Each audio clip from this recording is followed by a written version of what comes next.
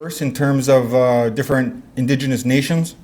But the one thing that really unifies the whole region is our culture, which is based on the cedar tree, which we know is the tree of life. I see you have eastern cedar, some kind of white or cedar out here as well. But the western red cedar, it grows to very large dimensions, and it was the most important wood resource we had for that we made almost everything that we used for our daily tools and ceremonial objects. And so what I'm going to do is talk a little bit about the Kwakwaka'wakw culture and how the art was used to maintain the history along with the oral history. Artwork was very important for our people. This is one of the structures that we lived in. We usually refer to it as a big house. I think you might call it a longhouse. It's similar to the Iroquois type of longhouse. So you had an extended family living in these houses. It's all made of cedar, and each house had its own name. And so, in terms of artwork, on the front of this big house is in Alert Bay, which is a small island on the northern part of Vancouver Island. And this big house has a sea monster crest, and it belongs to a particular family. And so this is how art was used to maintain history and social organization, because the crests, each family had its own crests. The Kwakwaka'wakw are a little different than other tribes on the coast because we didn't have a clan system, but we were based on a family lineage. So each family has its own crests, and these crests were handed down through generations, from our ancient ancestors. And so the crests would tell how a family came to acquire certain rights, including dances and songs, the use of different masks and territory and resources in the territory as well. So this is inside the big house. This is the house posts that support, the structure. That's the core of the house itself. And these house posts would also tell that they maintain the crests of the family. So here is the top beam is a Seseoth, which is a double-headed sea serpent. At the top of these poles is thunderbirds, and at the bottom is a Zunaqua, which is a wild woman of the woods. So each family would have a lot of different families would have their own versions of these stories and how they acquired them, and they would be particular to a certain geographic location, and that's how the family had rights to that area and the resources on that area. This is one of the dances in the big house. This is part of the Hamatsa, which is it's basically translated as a cannibal dance. It's a man-eater dance. It's one of the highest-ranking secret societies that we had. It is basically a warrior society, and this particular image is of a giant man-eating bird that's part of the Hamatsa dance ceremonial. This is another example of a big house. This is the Umista Cultural Center in Alert Bay. So this is a thunderbird carrying a whale, which is another common crest figure among different families.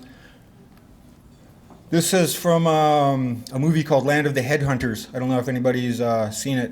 It was made by Edward S. Curtis back in the early 1920s or something. It was one of the first silent films.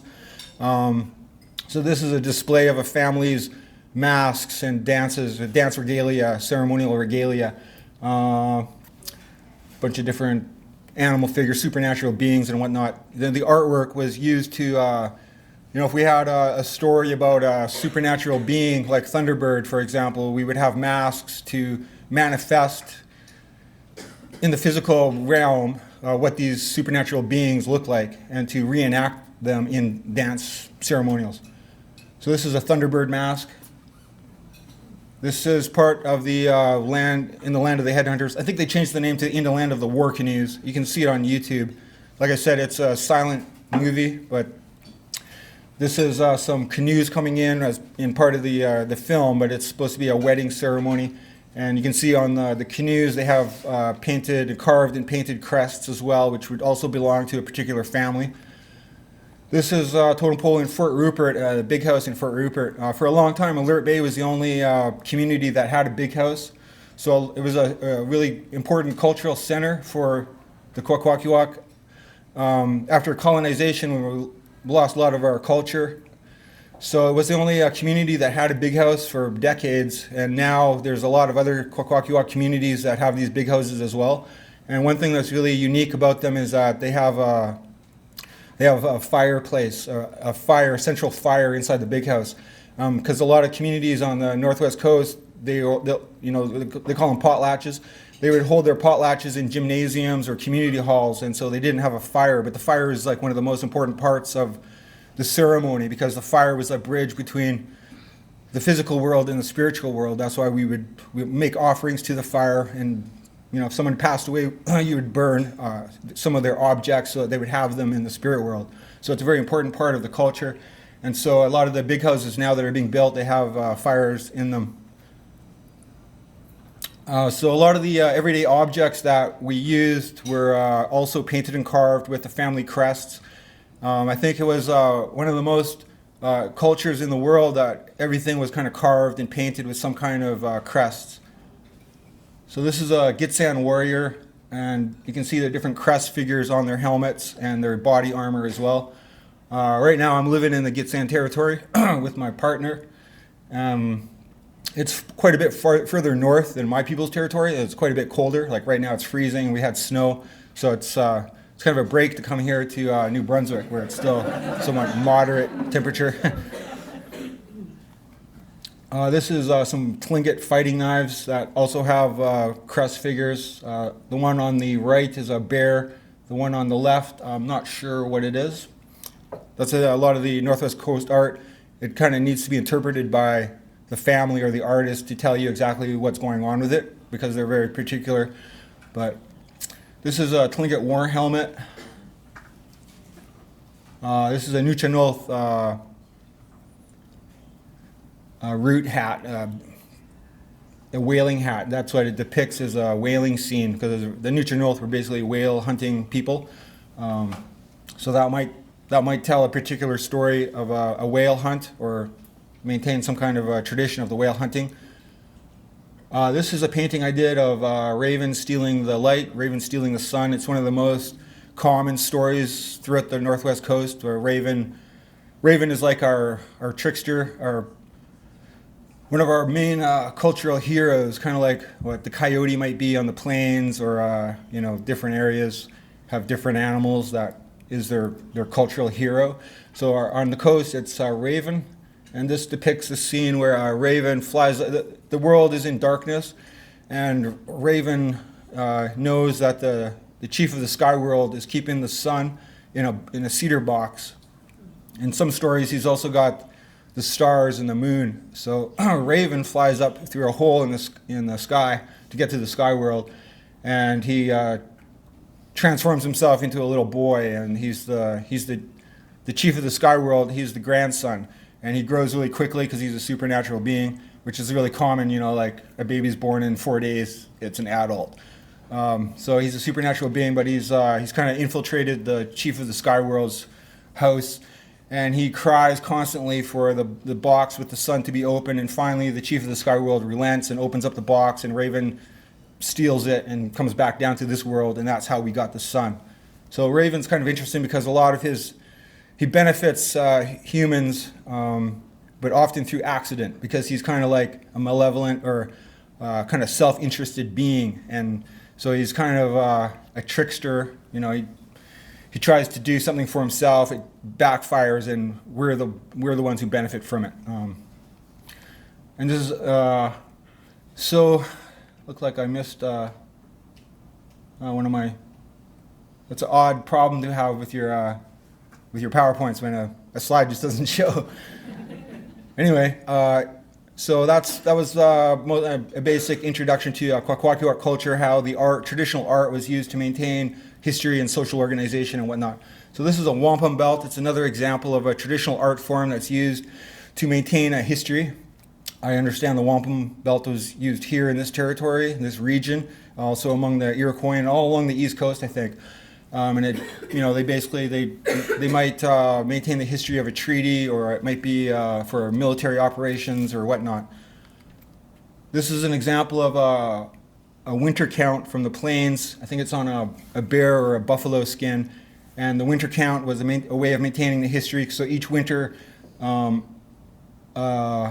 graphic would be added to this which depicted something really significant from that year. So that's how they were able to maintain a historical account, of often a person's life, but it could be the village community as well. Like, this is something that happened, in this winter, this is what happened, so they can refer to that to maintain history. This is an example of what they call ledger art, which developed on the Great Plains during the mid-1800s, during the conflict between the Plains Indigenous nations and the U.S. cavalry. And it kind of borrowed from the winter count, kind of pictographic type of artwork. This, I believe, depicts a battle of the Little Bighorn, maybe, where General Custer and the 7th Cavalry were defeated. This, I believe, is a depiction of Crazy Horse, perhaps. It's also from ledger art, and the ledger art came from the trading post where they had ledgers because they're maintaining all the accounts and balances and whatnot. So this paper was used by indigenous artists to record a historical event.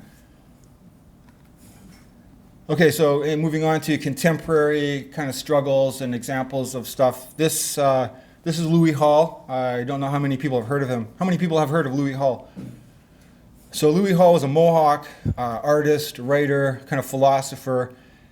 He was most active in the early 70s through the 80s. He's from Ganawagi. He passed away in the early 1990s. But on the left is the Warrior's Handbook, which he wrote.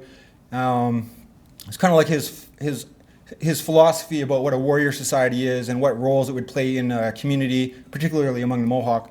But he did a lot of writing and artwork to promote a warrior culture and culture of resistance, basically. And one of his main things with the Warrior Handbook was that a people need a fighting spirit in order to carry out resistance, because without a fighting spirit, you lack the will to resist. So he had a very big influence on myself, because I feel like I understood what he was trying to convey, that the importance of having a culture of resistance, fighting spirit, and the will to resist. Because if you don't have that, then your people are demoralized, and it's difficult for them to carry out acts of resistance, which require a lot of resources, mental, physical, spiritual, whatnot. And on the right is a painting he did. He did these very large paintings. I think there's a website, louishall.com, maybe, something like that. But if you Google Louis Hall Mohawk, you'll find it. On the right is one of his paintings of he calls it the Indian flag. It was meant to as a unifying symbol for indigenous peoples in contemporary North America. The single feather represents the unity of mind. And here is the Oka 1990 Oka crisis, where people really got exposed to the warrior flag, because that's when it was the most widely seen because of all the media coverage of this act of armed resistance. And on the right is a poster by David Neal, who's also a Kwakwaka'wakw artist. It's called Life on the 18th Hole, and it was basically just artwork to honor and remember what happened at Oka, to document it, you could say. And here's a graphic of the flag that's most widely used today. It has the same symbolic meaning that the original ones that he designed. There's a few different versions of it. So the single feather represents the unity of mind of all indigenous peoples. It's also called the unity flag. And here's, I'm not sure what this means. I might have to get rid of that. On the left is yeah, if you could, that'd be great. Thanks, Alan. On the left is one of the iconic images from the Oka crisis, which is the warrior facing off with the soldier.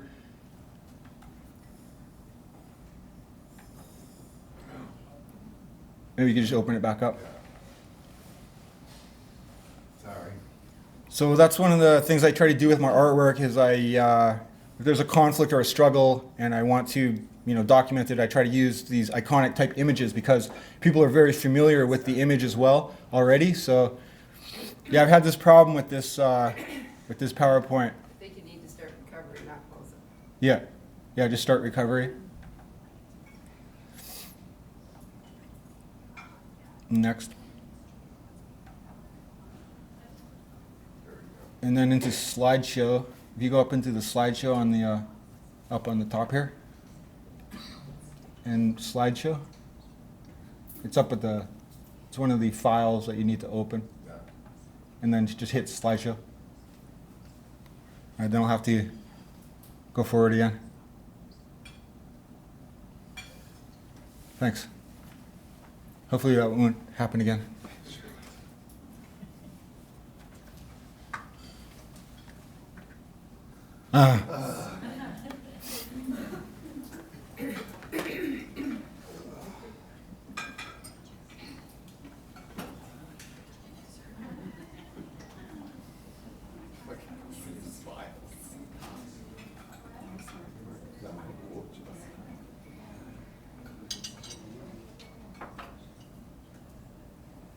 Can you get to the slide without scrolling through all of them? Like just.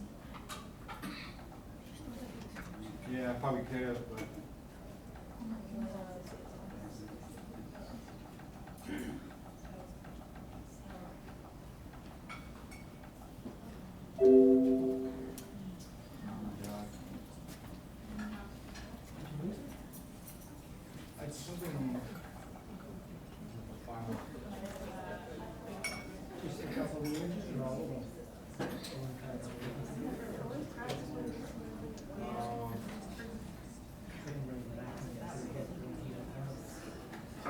Seems to be the file.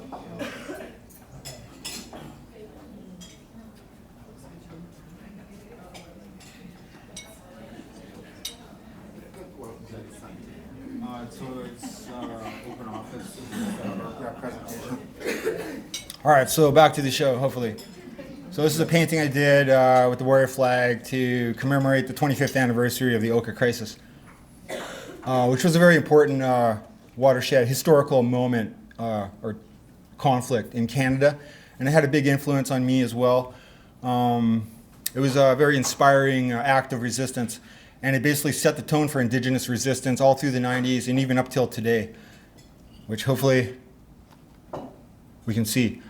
So the top left is from the Mi'kmaq struggle in Elsipogtog against the fracking.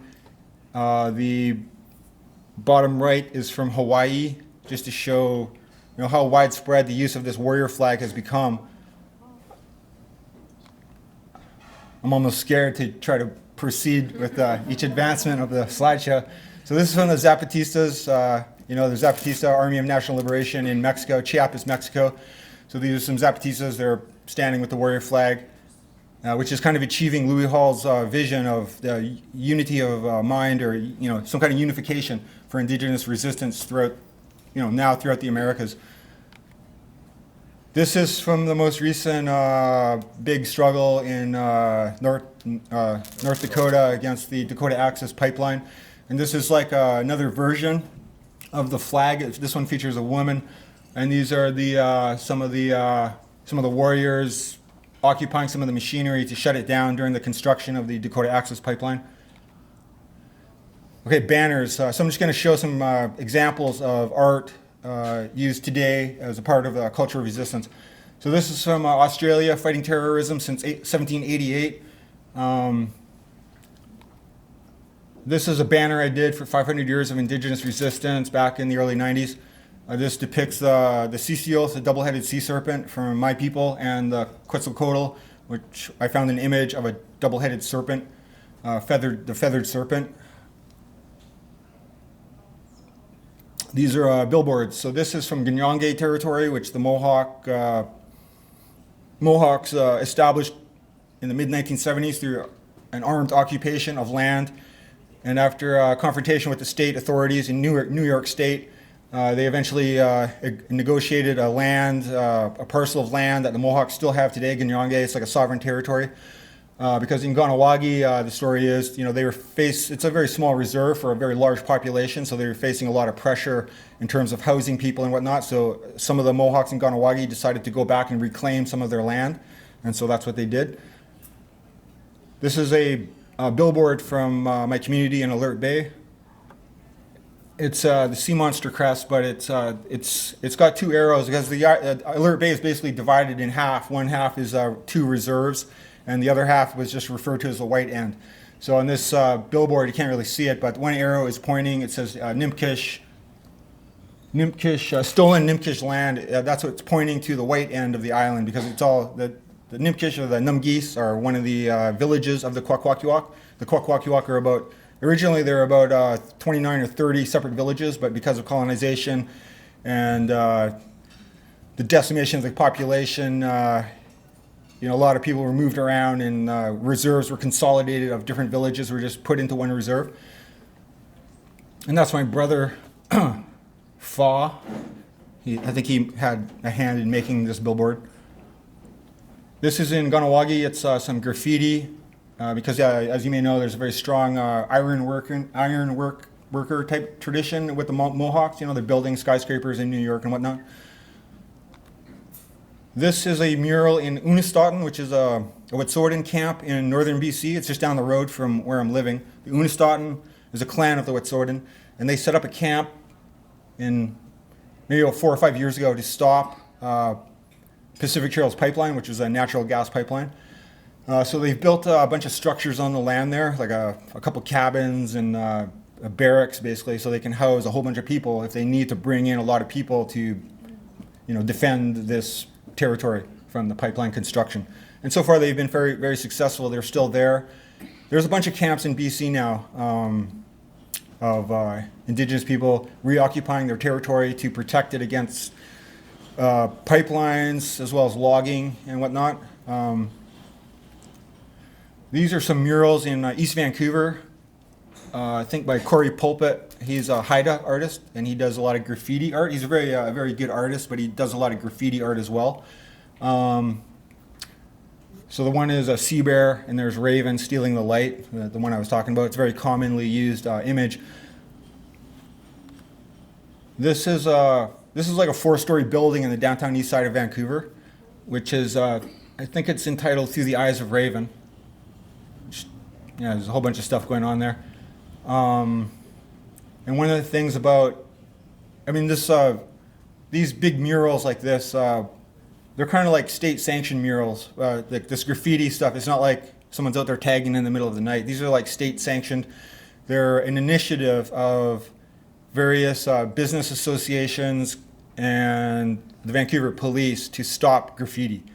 So it's kind of a mixed thing, because they're trying to stop graffiti art by getting these official murals painted.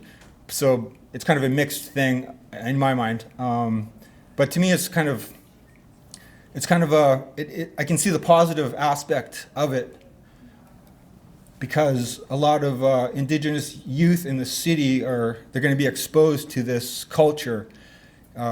Just walking around, it could instill pride or more cultural knowledge among them. So I see that as being a positive aspect of it.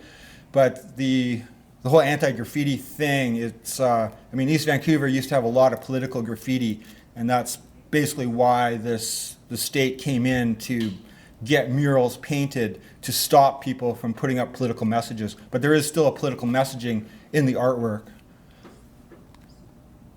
Okay, posters. These are some posters. The Oak Flat is an ongoing Apache struggle to save some of their land. And on the right is a Keep Calm and Warrior On graphic from a Mohawk artist in Ganawagi. And this is one of the images of the warrior flag with a man and a woman. Because Louis Hall's thing was that for contemporary struggles, the warrior societies among the Mohawk were traditionally a male society. But today, because of colonization and having to deal with different situations, that women are a part of warrior societies. This is a graphic I did against, it's a generic graphic against resource exploitation, resource destruction, with a bear, a wolf, and a salmon. That's been, I did some different versions of it, different paintings in that a lot of groups have used in their anti-pipeline work predominantly. They use it for posters and producing different, T-shirts and stuff like that. This is another anti-pipeline graphic I did with the eagle taking the snake pipeline. So the anti-pipeline struggles have been a really dominant theme for the last few years, beginning in around maybe 2006, 2007, when a big campaign started up against the tar sands in northern Alberta. So it's been kind of a focus of some of my artwork for the last few years. And this is a mural against the Dakota Access Pipeline. It's using a bunch of different traditional art forms from different indigenous peoples. There's one from the Southwest, Arizona type of Navajo, Hopi type of art. There's a Northwest Coast art and some plains or, Great Lakes region type of art maybe.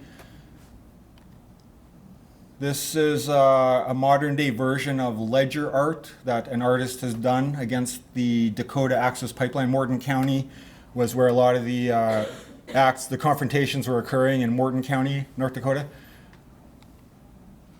And this is another example of the ledger art that's an artist has done today. Chameleon horse art and design. So you can see just some different aspects of the resistance campaign that they had. This is a comic I did against the Kinder Morgan pipeline. That's Kinder Morgan Trans Mountain expansion they want to do, coming from the tar sands in northern Alberta down to a port area in Vancouver, where they want to transport a lot of the crude oil and put it on ships, oil tankers, and take them out to predominantly Asian markets. So there's a large kind of mobilization against this pipeline. And the pipeline struggle in BC has been, a really prominent struggle for the last 10 years, I'd say. And in the northern region of the province, like where I'm living now in the Gitxsan area, it created an unprecedented type of mobilization by Indigenous peoples there who weren't really particularly active in this type of resistance. But with the threat of the Enbridge pipeline, a lot of communities were mobilized and they were, started carrying out protests and stuff like that, which wasn't really common. So as you know, the Enbridge pipeline was defeated. They're not going to proceed with that, but there's a bunch of other pipelines that are proposed. The Kinder Morgan is the one that's imminent. We're set to begin construction in September, but I think there's been some delays. There's a lot of court challenges, a lot of talk about civil disobedience, and kind of like what happened with the Dakota Access Pipeline. This is a Heiltsuk graphic. Heiltsuk are another indigenous nation on the coast, and this is their anti-Enbridge pipeline graphic. It depicts a sea monster with the oil tanker in its mouth, kind of like a resistance type graphic. And this is artwork by Art Wilson. He's a Gitxsan artist. And he had an influence on me as well because he was taking this book, or these graphics are from a book. It's called Heartbeat of the Earth, published in the mid-90s or something. And it had an influence on me because he was taking these traditional art forms from the Northwest Coast, but applying them to contemporary issues, contemporary struggles. So these ones document the struggle of the Gitxsan during their early to mid 80s. So they're doing blockades to protect their land from clear-cut logging. And they're also fighting with the Department of Fisheries and Oceans over fishing rights. So that's what these graphics represent. And so, yeah, it had an influence on me because I thought that's great because you can combine your traditional culture, traditional art form, while addressing modern day issues and modern day struggles. So that's something that I've done as well. Okay, so this is my comic book, 500 Years of Resistance comic book. So what I wanted to do with the comic book, well, the way the comic book started was I would do like 4 or 6 or 7 page comics about a particular struggle. Like I think one of the first comics I did was about a standoff in 1995 between the Secwepemc and the RCMP. And it originated from a Sundance. I have the graphic in here. But anyway, my idea was I wanted to document these struggles that occurred that very quickly the history is being lost because it's not maintained. So I wanted to document these struggles and be able to reproduce them and distribute them at conferences or powwows or whatever, gatherings, so that Indigenous people would remember these acts of resistance and it would form a part of a culture of resistance, which is what a lot of my artwork is about, to inspire people, Indigenous people, and to show them what's possible when you engage in acts of resistance. So that was the purpose of my comic book. It eventually became, because I started having a collection of different comics that I had done, and somebody suggested I should just do like a 500 years of Indigenous resistance comic book, because the colonial history of the colonization of the Americas has always been kind of skewed in my mind. It's basically portrays Indigenous people as these helpless victims of colonization, like a deer caught in a headlight. There's nothing that we could have done. We were just squashed, and that doesn't really encourage a fighting spirit.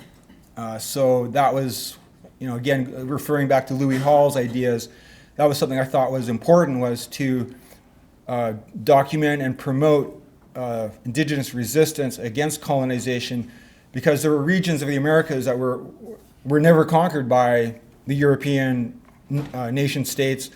There was areas that took hundreds of years for the people to be subjugated.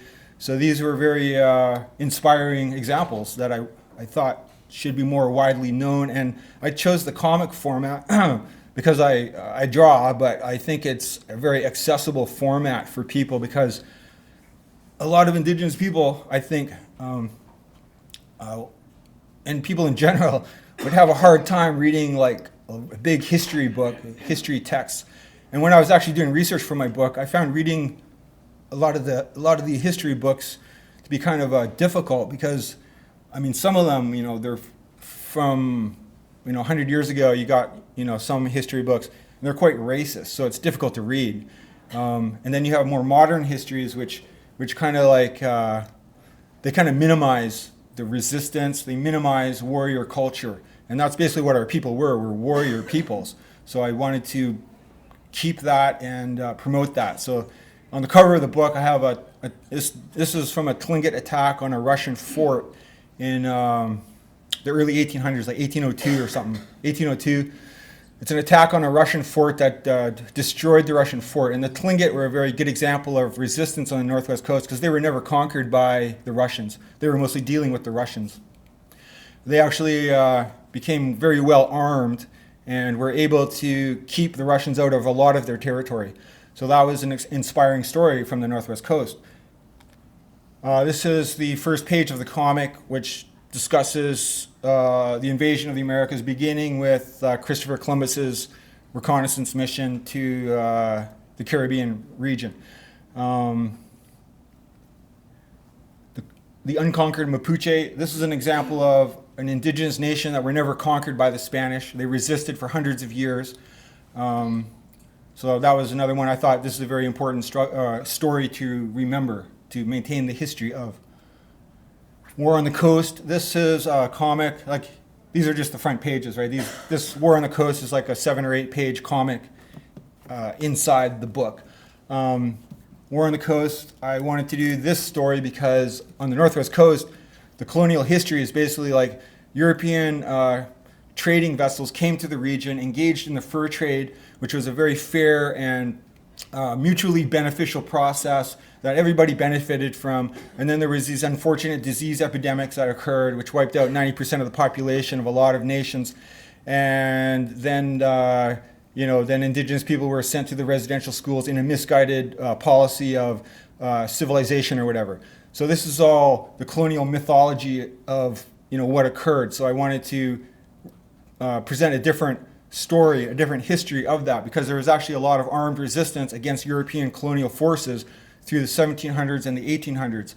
And that's something that's really lacking in the history of BC, British Columbia, which means like British colony, right? That's what Columbus basically means, colonizer.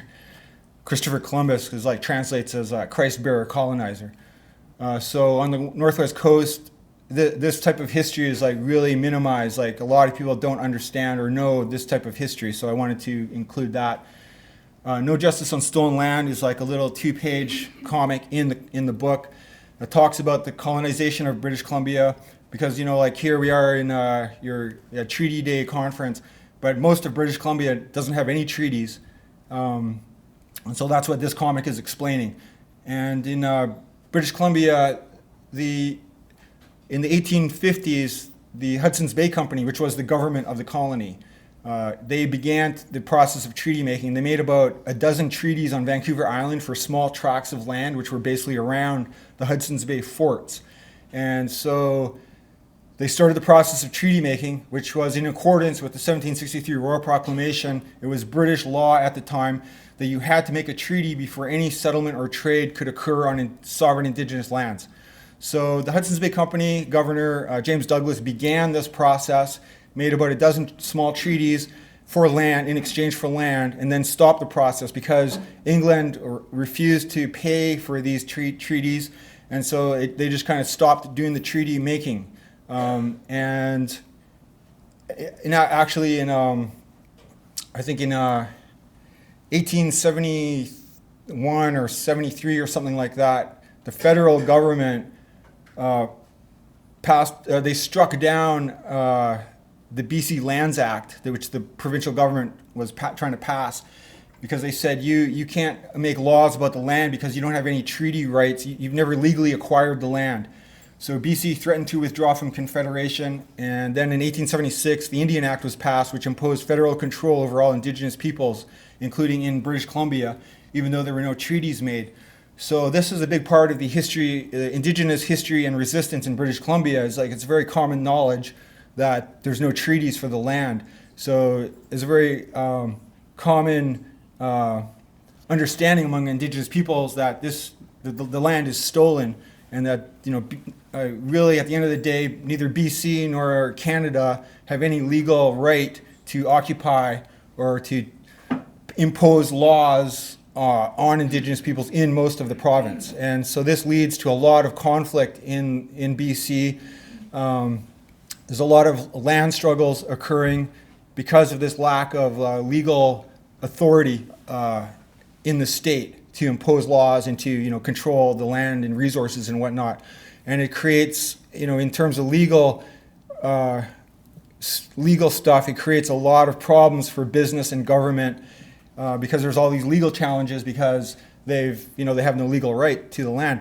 So what is happening in BC is they call it the modern day treaty process, with the BC Treaty Process, which among a lot of grassroots Indigenous people is like a fraudulent process that the government is conducting because they're negotiating with the government-imposed band councils, with the Canada and the provincial governments, which means that the treaties that are going to be negotiated aren't internationally recognized treaties that you would understand, in common legal kind of jurisdictions, and that they're actually just kind of land transfers they're legalizing the prior theft of Indigenous land, basically. And at the same time, they're imposing self-government, which is all part of the long-term government plan of assimilation. The Indian Act was always meant to be a temporary legislation until Indigenous peoples were seen to be assimilated enough that they could run their own municipal type governments. And that's what's occurring in BC with the modern day treaty process. So that's what that comic is kind of addressing, to educate people about. So this is my comic on the Oka crisis. I think it's a really well-known conflict that occurred, but I still felt it's a really important struggle to maintain and to have accessible to Indigenous people and Indigenous youth so that they remember this history. This is some graphics from the Oka comic. The Zapatistas, another very important Indigenous resistance movement that began in 1994 on the signing, the day that the North American Free Trade Agreement was coming into effect.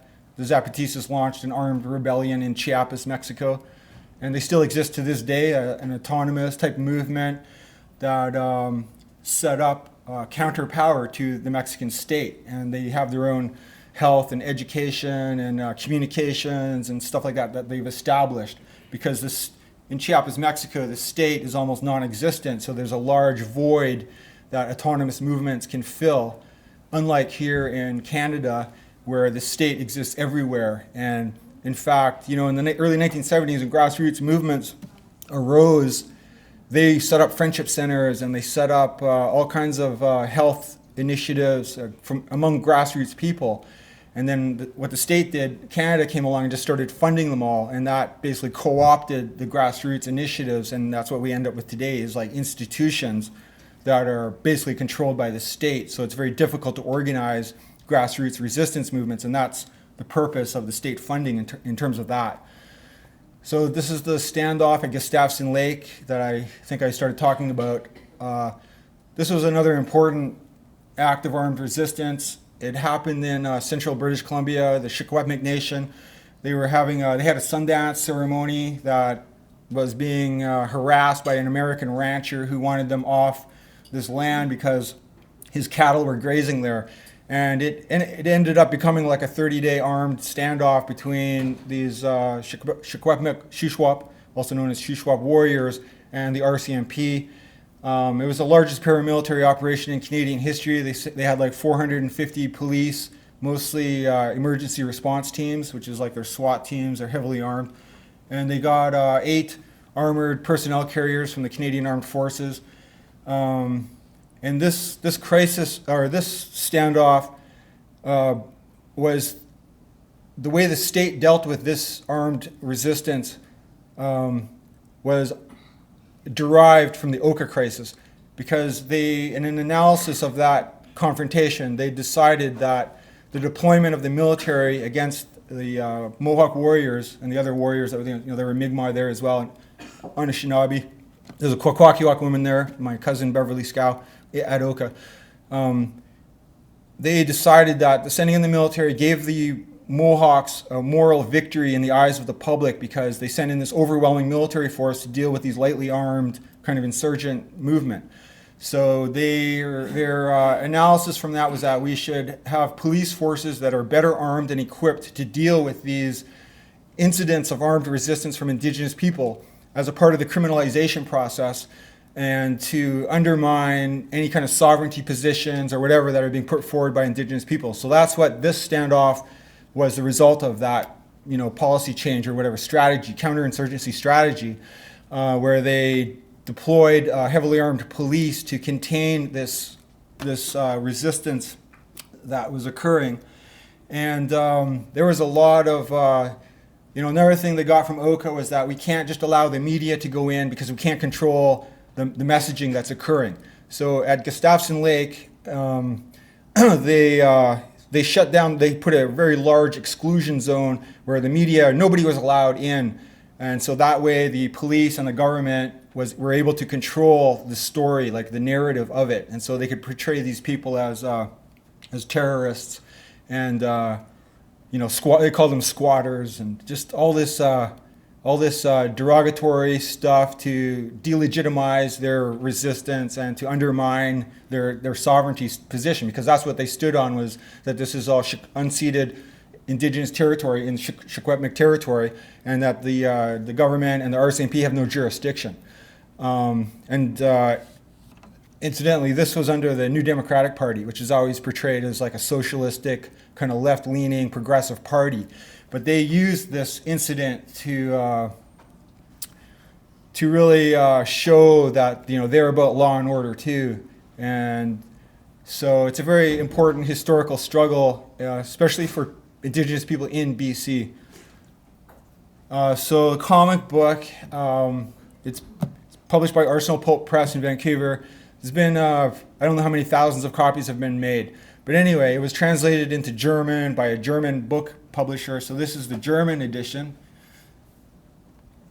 and it was also translated into Italian. This is by an Italian comic book publishing company. And they actually flew me over to Italy a couple years ago to one of their conferences to talk about Indigenous resistance in Canada. So that was kind of neat. This is just a graphic I did, and that's my, I got a website, warriorpublications.wordpress.com, that I maintain.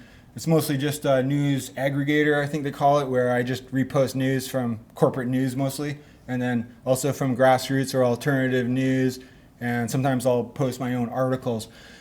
So that's basically my presentation. If you guys have any questions or comments, I'd be happy to address them, or you can make your comment. Anybody have anything to say? Yes, in the back there. Sandra has a question. Well, I just wanted to, thank you. You know, what a beautiful gift to have to tell a story. You know, there's always these, things about, this is your land, where's your story? Well, this is your land and this is your story. And I so appreciate that. I hope and I wish that these should be textbooks in the school. So is that something that might be happening, that would be considered? Yeah, a lot of schools, a lot of teachers get copies of this book to use in their classroom for Indigenous studies or history. Yeah, definitely. I think it should be sent to every Minister of Education in every province Yeah. as an example of this is real curriculum. Yeah. It's not something, you know, that's one-sided. I appreciate it. Thank you so much for it. Right. Thank you. Another question you do, Senator Yes, Sandra. as part of your speech today, are you saying that RCMP don't have the right to go to unceded lands of the Indigenous people? Yeah, absolutely. That's that's the position of a lot of Indigenous people in BC. I can't talk about other areas because, like I said, the government has no real legal jurisdiction. That's why they're trying to make treaties today. But that's the thing about laws and whatnot. At the end of the day, it really comes. It's a power struggle. It comes down to a question of power. Do you have the power to stop the police from coming into your territory? And that's one of the things from Gustafson Lake. One of the Secwepemc elders, Wolverine. That was his message. Basically, one of the main messages was you can't call yourself a nation if you don't have the means to defend your territory, because every nation, and this is Louis Hall's message as well, every nation had the means to defend its territory. And today, that's a big conflict with Indigenous peoples, is every time they go to protect their territory from some kind of resource destruction, the state sends in its armed force, which is most often the RCMP. So then it is a question of power. Do you have the power to stop the police from coming into your territory? And one thing I would say also in contemporary political world that we live in, an insurgency isn't just a military conflict, it's a military political conflict. Because during Oka, the military could have easily destroyed the resistance movement that was there. Even though it's armed, the military has much greater firepower and resources at its disposal. But because it's a political military situation, the state had to limit its use of deadly force during Oka because of the danger of creating a much larger insurgency movement across the country, because Oka had widespread solidarity from among Indigenous peoples. So when we're talking about do you have the power to stop the police from coming into your territory, it's not just a question of do you have the military power, it's do you have the political power as well? Do you have the mobilization of your community, of your nation? And do you have the widespread solidarity among Indigenous peoples across the country? Because that's your political power. So those are two different, parts of the same thing. But yeah. So, as you know that from the beginning, the RCMP were formed to protect Indigenous people because there were intruders, encroachment people encroaching on their land. Is that correct? Well, that's the mythology of the RCMP. That's what they portray themselves as. But of course, they were created after the rebellions in southern Manitoba and Saskatchewan, and that's why they sent the RCMP, which the Northwest Mounted Police at the time, they sent them into created them and sent them into the area to impose colonial law and order. And the Northwest Mounted Police, which became the RCMP, were based on the Royal Irish Constabulary, which the British used as their counterinsurgency force in Ireland. And the Royal Irish Constabulary were used as a model for all the British colonies in India and Africa as how to police a colonial environment. Good. Thank you. Yeah.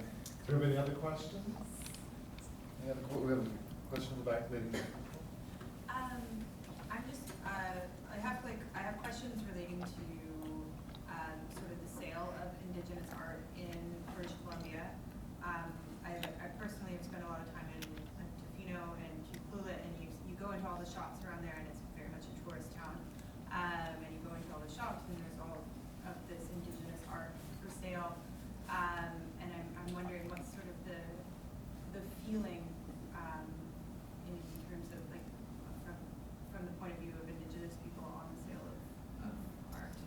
Well, I think for a lot of Indigenous artists, it's really important because that's how they make their living. That's how they make their livelihood, is selling mostly to non-native peoples. So it's become this kind of commercial art enterprise, or whatever you want to call it, that a lot of the artists are involved in, and most of their artwork is actually produced for that market. Yeah. So, yeah, I mean, in Alert Bay too, like the Umista Cultural Center, they cater to a lot of non-native tourists that come to the town. I myself, I direct my artwork to Indigenous people, not to a non-native market. But I'm happy to sell to non-natives because it's part of my livelihood too. But But what about like the sort of the industrialization of the artwork? You know, I see a lot of sort of pieces that it's clearly mass produced. yeah, well, that's there are companies now in Vancouver that they get a lot of their stuff made in China. They'll contract artists to make some designs, maybe for a book or coffee cups or whatever, and then they're mass produced in China and they're brought back and sold. Yeah, I mean that's part of the commercialization of that art culture, and so there's still the artists are still making some livelihood from this mass production. So that's probably how, and a lot of native people actually like buying this stuff because it's not super expensive, it's practical. I mean, most native artists can't produce a travel mug, but the factory in China can, and they'll put the Indigenous logo on it. So it's kind of, again, it's like a mixed thing. It's like those murals I was talking about, the street murals. It has a mixed thing because on the one hand, it's just part of this capitalist system of like everything is made a commodity. Your culture is made into a commodity. But on the other hand, that's the negative aspect of it. But on the positive side, it's kind of like, that's partly what maintains the culture, the artistic art form. Part of the reason it survived was because there was a market for it. And so Indigenous artists back in the early 70s, late 60s, early 70s, really started becoming professional artists and making a living from it. And it was mostly from a non-native market. But then also with that is like the culture is maintained and native people can, they have this, a part of their culture on their coffee mug or on a sweatshirt or a jacket or, even running shoes or whatever. They make all kinds of stuff with native artwork on it now. So they still maintain their culture a little bit in that way. Like instead of like a big Nike logo, you have like a Thunderbird or something like that. So that's part of living in the world, like this world we live in, because we have to, it's like that, a lot of people talk about we live in two worlds, like the non-Indigenous world, which is like a capitalist system, and then trying to maintain our Indigenous traditional world, which is actually more of a communist system, where we shared everything and all that type of stuff. So that's the dilemma for Indigenous people, is the two worlds that we have to live in, and the capitalist system is one of the worlds that we do have to deal with and interact with, and because we have to make a livelihood now because we live in this system. It's very difficult to escape from until it's overthrown. I just want to say thank you so much. You are a very smart young man, and it's just so great to just hear your teachings and how insightful you are. I wish every law school had a copy of your comic book. One of the things that we teach in law school, the way we teach, is we decontextualize everything. So if we're going to study something that comes out of, say, the Oka crisis, it would be something that's a simple legal issue sterilized down to a legal issue. And what you're doing is breathing life and context back into what was actually happening. And for example, I'm sitting here as a half-breed from the prairies hoping the real rebellion's going to show up in your display here. And the reason I was hoping for that is because Harold Cardinal, who is no longer with us, but he finished his PhD at the University of British Columbia, and he was looking at conflict and why it was showing up in our lives. And he said that during the time that the real rebellion was on, was at the same time as a very important court case was coming up in Ontario, and it was called the St. Catharines Milling case, and it was about land ownership, but it was about the province and the federal government fighting over who got the Indigenous residual value of the property of the trees of the land in the area. And they could see that they did not want this happening across the country, and so extra efforts going into quashing all of these uppity half-breeds and Indians across the plains, right? And so the fact that that's put into your artwork, I honor it so much, and I will be telling my colleagues that they should be putting this in Aboriginal law classes. It's very well done. Yeah, thank you.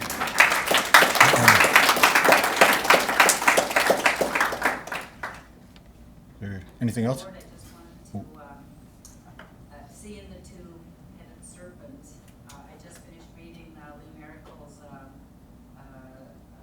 Cecilia's Bones, and she talks about that two-headed serpent, and it just kind of seems it's really fitting after reading that story. Like, I was really emotional because of, when we talk about our past and where we're at today, and how she was able to contextualize it into there's still a healing that comes out of it, and so it was really awesome to see the two-headed serpent and what it symbolizes and what it represents. Yeah. So I just want to thank you again for that awareness. Oh yeah, yeah. The Cecile is it's like a warrior symbol. It's the two-headed serpent.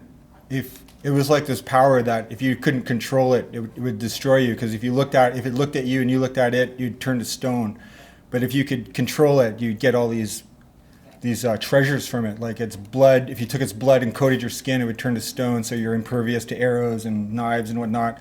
If you took the eyeballs, they could be used as slings to kill a whale, and all this type of stuff. So that's why a lot of the cultural things they're kind of two-sided. If you can control it, it's very beneficial, but if you can't, it'll destroy you. Thank you. Go ahead. Thank you, Gord. I would like to thank Acadia University and the Canada Council for bringing you out to us, Yeah. but mostly I want to thank you for adding to our knowledge by sharing your work and your story with us today. Thank you so very much. No, thank you. And as a token of our appreciation, All right, thank you. All right, thanks everybody. I'd like to thank Andrea for organizing this. I'm out here because of her, and I'll be going to Acadia University and St. Mary's in Halifax in the next couple days. So, thanks again.